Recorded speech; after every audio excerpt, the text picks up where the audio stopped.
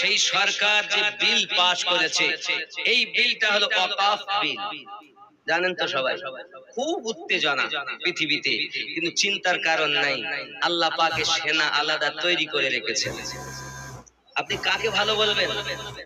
এক কথায় বলেন সবাই ভালো, আমরাই খারাপ। কিন্তু চিন্তা নেই, যুদ্ধ হবে, আল্লাহ সেনা নিযুক্ত করে রেখেছেন। এই ভারত, এক কথা আমি ভারতের কথাই বলি, ভারতের বাদশা খাজা গরিব নওয়াজ একবার যদি আল্লাহর ওলিদের নেঘাটা উঠে যায়, দয়ার নজর যদি উঠে সরে গিয়ে গজবের নজর উঠে যায়, তাহলে তোমার মতো মোদির গদি সত্যি 5 মিনিট সময় লাগবে না। ঠিক কিনা বলেন?